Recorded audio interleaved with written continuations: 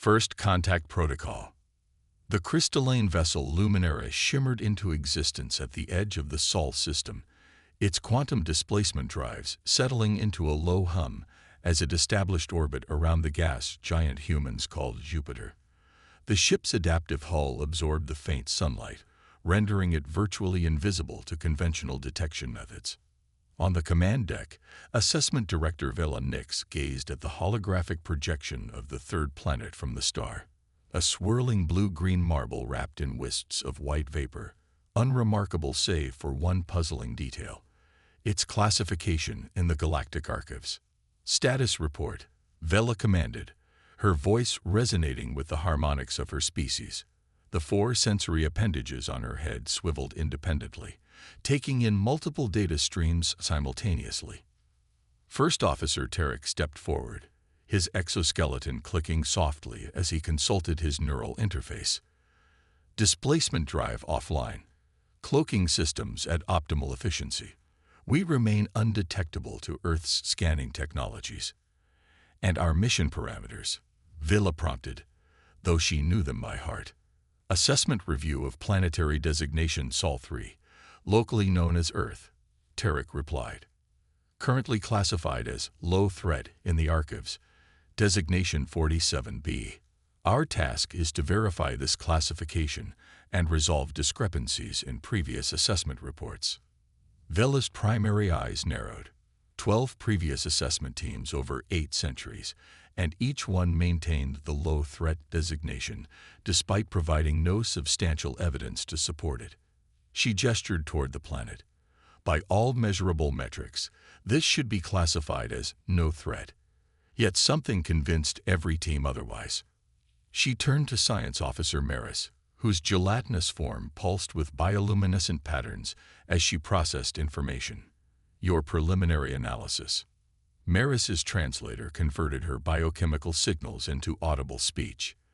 The species designating themselves as humans remain technologically primitive by galactic standards. Combustion-based transit systems, early-stage digital computing, limited orbital capabilities, fragmented planetary government with multiple competing factions. Maris paused, her colors shifting to demonstrate uncertainty. Yet something is anomalous. Elaborate, Vela commanded. Their technological progression is inconsistent. Some fields advance linearly as expected, while others show unexplained leaps. Their theoretical understanding occasionally exceeds their practical applications by margins that defy predictive models. Vela considered this. Deploy the observation array. Standard protocol. I want surface reconnaissance units ready within 1 rotation. As her officers moved to comply, Vela continued studying the planet. Something about this unremarkable world had unsettled 12 experienced assessment teams. She would discover what, and properly document it for the archives. Observation Unit 7, designation Maya Chen, stepped out of the autonomous ground transport onto a busy street in what humans called San Francisco. Her synthetic body was a perfect replica of human form, indistinguishable from the native species down to cellular structure, with only the quantum relay nestled at the base of her artificially created brain stem differentiating her. Sensory calibration complete, she subvocalized, the message transmitting directly to the Luminara.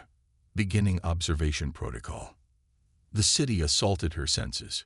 Vehicle emissions, conversations in multiple languages, music spilling from storefronts, the constant movement of millions of individuals with seemingly no coordination, inefficient, chaotic, yet somehow functional. Maya had been programmed with complete knowledge of human languages, customs, and behavioral patterns. She was the most advanced infiltration technology the archives had ever deployed, capable of perfect human simulation down to emotional responses, sleep patterns, and dream states. She navigated through the crowded streets, her sensors continuously recording and analyzing. She purchased coffee from a vendor, allowing her systems to process the bitter liquid and catalog the complex sensory data. Across the city, 2 more infiltration units, Alex Mercer and Sanjay Patel, had been deployed to different urban centers. Meanwhile, Atmospheric drones no larger than insects dispersed worldwide, recording and transmitting data back to the Luminara. For 3 Earth days, the observation units gathered data, transmitting terabytes of information back to the ship. They recorded human interactions in workplaces, recreational facilities, homes, and public spaces. They observed political discussions, commercial transactions, artistic performances, religious ceremonies, and educational practices. On the 4th day, Vela called her senior staff to the analysis chamber. Initial assessment, she commanded, settling into her observation podium. Maris projected her findings into the central holographic display. The humans remain technologically limited. Their most advanced computing systems are rudimentary compared to even our obsolete technology. Their space exploration is confined to their immediate system with no faster-than-light capability. Their weapons technology primarily utilizes chemical propellants and limited atomic reactions. Primitive, Tarek concluded. Indeed, Maris continued. Furthermore, they remain politically fragmented with nearly 200 separate governmental entities, many with hostile relationships. Vela gestured impatiently. This merely confirms the standard assessment parameters. What about the anomalies? Why would previous teams classify them as low threat rather than no threat? Maris's form pulsed with caution. We've detected behavioral patterns and technological inconsistencies that don't match our prediction models. Explain, Vela demanded. Unit 2 recorded a conversation between researchers discussing theoretical physics. They casually proposed an approach to quantum field manipulation that, while mathematically flawed, shows intuitive insight into principles most species don't discover until reaching level 4 technological development. Vela's appendages twitched skeptically. A statistical outlier, surely. Perhaps, but Unit 7 has documented similar occurrences across multiple disciplines. These humans appear to make cognitive leaps that bypass conventional developmental sequences. Before Vela could respond, an alert chimed from the monitoring station. The officer's bioluminescence flared in surprise. Director, Unit 7 is reporting an unusual incident. The main screen shifted to Maya's visual feed. She was sitting in a cafe, a social gathering place for consuming beverages. Across from her sat a human female approximately 30 years old by their biological standards, who was leaning forward with an intent expression. "I know you're not human," she was saying, her voice steady. Maya's vital simulation readings spiked, mimicking human stress response. "I'm sorry," she replied, following her programming for handling unexpected social interactions. The woman smiled, but her eyes remained serious. "Your behavioral patterns, the microsecond delays before certain social responses, the way you analyze rather than simply see. I've been watching you for 2 days. I think you've mistaken me for someone else," Maya responded. She leaned closer. "No, I haven't. And don't worry, I'm not going to expose you. I'm curious, that's all. Which system are you from? What brings your people to our little backwater planet?" On the Luminara, alarm rippled through the command staff. "Impossible," Tarek exclaimed. "The infiltration units are perfect replicas." Vela's sensory appendages swiveled rapidly. "Extraction protocol, now." But on the screen, the human woman was still speaking. "Let me guess, observation mission. Standard protocol would be to study before making formal contact. We haven't exactly made the best impression on the galactic community, have we?" How could she possibly know? Maris broadcasted her shock. Vela rose from her podium, her exoskeleton shifting. "I'm going down there. Prepare my personal infiltration unit." Tarek's appendages writhed in protest. "Director, protocol strictly forbids." "Protocol has failed us." "First officer," Vela interrupted. "Something is happening on that planet that 12 assessment teams have failed to properly document. I will not be the 13th. As the command crew scrambled to prepare her infiltration unit, Vela watched the human woman on the screen. She was now casually explaining to Maya conceptual errors in the Galactic Standard Model of hyperspace navigation, a theoretical framework that humans should have no knowledge of. Most curious indeed, Vela murmured. The revelation. Vela Nix, now embedded in a perfect human replica, designated Dr. Elena Voss, stepped into the small cafe in downtown San Francisco. Her artificial heart mimicked appropriate acceleration as she spotted her target. Dr. Rachel Morgan, the woman who had somehow identified Maya as non-human. Rachel sat alone at a corner table, working on a primitive electronic device. She wore simple clothing, what humans called jeans, and a sweater. Nothing about her appearance suggested advanced knowledge beyond human development stages.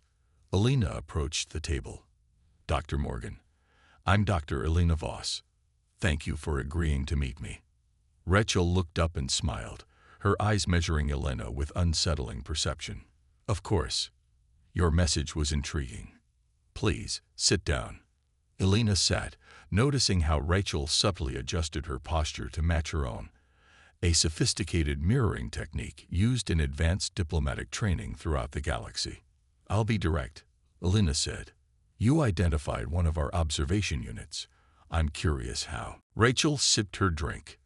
You're not using a very good masking algorithm for your quantum communications. The transmissions create tiny disturbances in local electromagnetic fields. Nothing most humans would notice, but she shrugged. And you're not most humans, Elena stated. I'm as human as anyone born on this planet, Rachel replied, her expression amused. Just observant. Observant enough to recognize advanced technology that should be completely beyond your species' detection capabilities.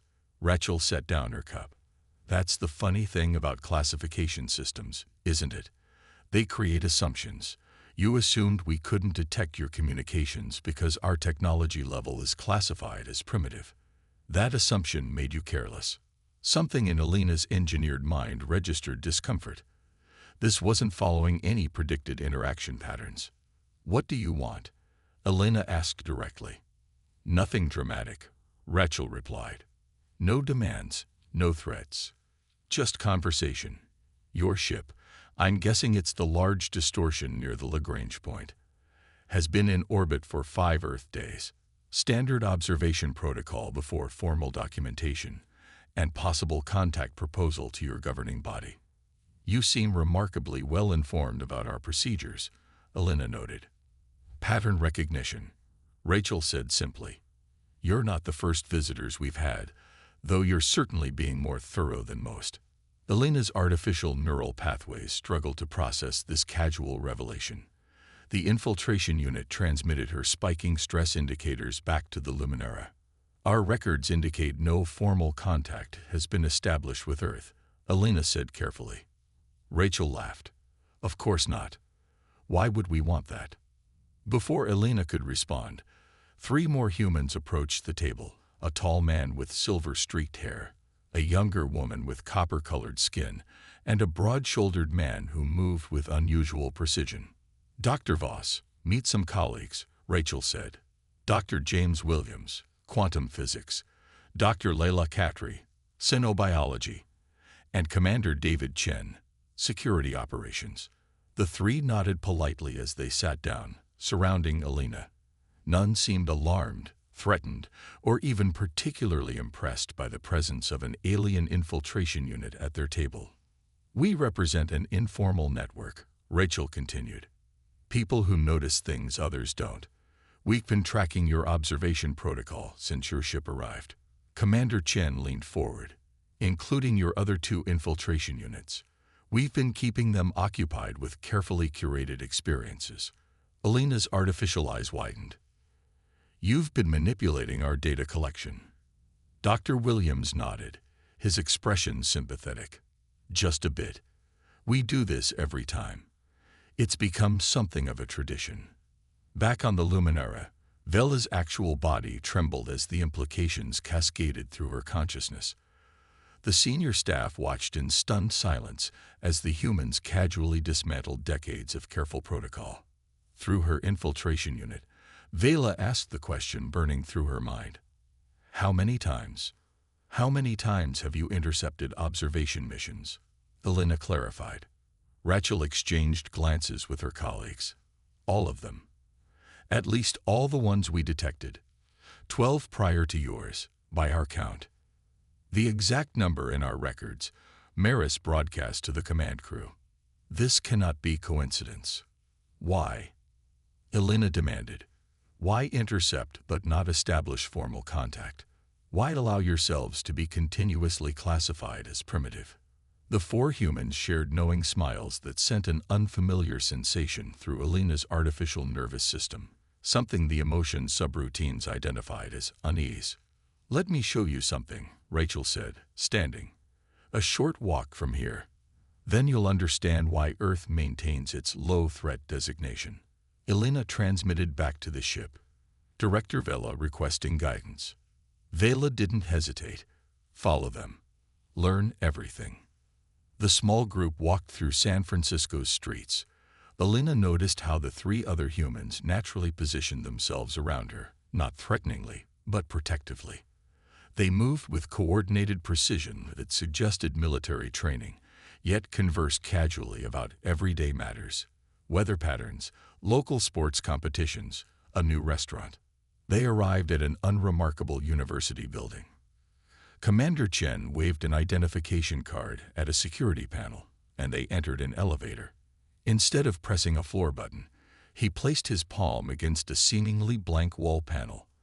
The elevator began descending far deeper than the building's apparent structure should allow. Your ship engineers would be impressed, Dr. Williams commented, noticing Elena's analysis of their descent. We've become quite good at hiding things in plain sight. The doors opened to reveal a vast underground complex, a sprawling laboratory facility that extended beyond visual range. Hundreds of humans moved purposefully through research stations featuring technology that, by Elena's assessment, exceeded Level 3 development, far beyond what Earth should possess. Welcome to Project Watchtower, Rachel said as they walked through the facility. One of 17 similar installations around the world. This is why every assessment team has classified us as low threat rather than no threat. Once they discovered our little secret. Elena struggled to process what she was seeing. You've been concealing your true technological development. But why? Dr. Katri smiled. It's not just technology we're concealing. Come this way. They entered a circular chamber where holographic displays, primitive by galactic standards, but far beyond publicly known Earth technology, showed various star systems and what appeared to be invasion fleet movements. Humanity made a decision 2 centuries ago, Commander Chen explained, when we detected our first alien visitor, a scout from the Vakari Empire. We realized something fundamental about interstellar civilizations. Those who advertise their capabilities become targets, Rachel continued. Those who appear non-threatening are left alone to develop at their own pace. The galaxy is not the peaceful cooperative your archives present it to be. Dr. Williams gestured to one display showing battle formations, the Vakari conquest of the Centauri systems, the Lauren subjugation of the Epsilon Eridani colonies, the systematic resource stripping of pre-spaceflight civilizations by the Thalassian Consortium. Elena's artificial breath caught. Those are classified incidents in the restricted archives. How could you possibly know? Because we were there, Rachel said quietly. Not as participants, but as observers. We've developed our own observation program. Our ships don't use quantum displacement. We found a different path to interstellar travel. One that leaves no detectable signature. On the Luminara, the command staff watched in stunned silence. Impossible, Tarek whispered. Their technological development timeline is a carefully maintained facade, Vela finished. They've been traveling among the stars while presenting themselves as planetary bound.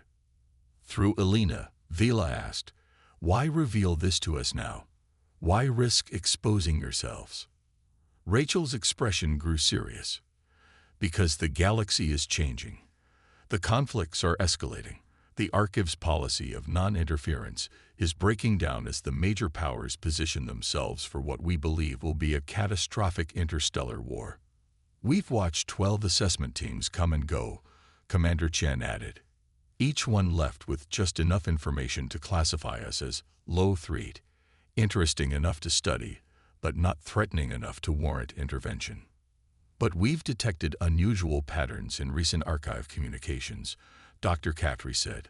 Something is happening within your governance structure. Power shifts, policy changes.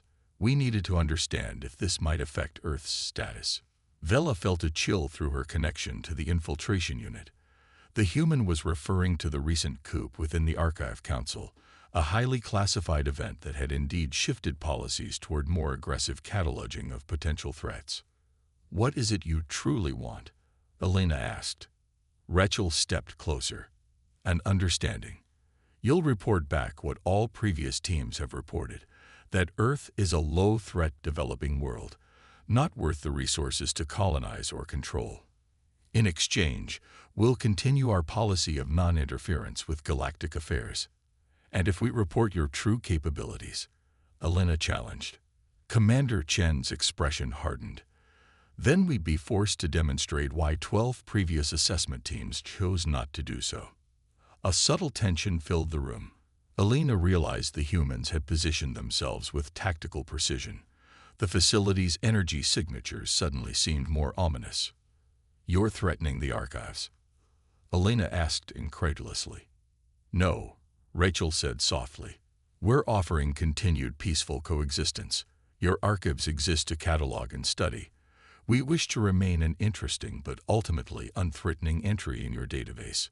Dr. Williams activated another display, showing schematics of the Luminara. "We could have disabled your ship the moment it entered our system. We chose not to. That should tell you something about our intentions." Elena transmitted the full exchange back to the Luminara. After a moment of silent deliberation, Vela made her decision. "I believe we can maintain Earth's current classification," Elena said carefully, "with the understanding that this information exchange remains between us." Rachel smiled, the tension in the room dissipating. "Perfect. Now, would you like to see what we've really been working on? I think you'll find our approaches to quantum entanglement particularly interesting." As the humans led Elena deeper into the facility, Vela realized why 12 assessment teams had made the same decision. Humanity had evolved along an unexpected path, developing not just technology, but strategic thinking that defied conventional development models. They had recognized the fundamental nature of interstellar politics and adapted accordingly. They were indeed a low threat, not because they lacked capability, but because they had chosen restraint. In many ways, that made them the most dangerous species Vela had ever encountered. And as Elena engaged in technical discussions with the human scientists, Vela began composing her report to the archives. It would read exactly like the 12 before it. Earth classification, low threat. Continued observation recommended. Direct intervention not advised. Some truths were better left in the shadows. The humans understood this. And now, so did she.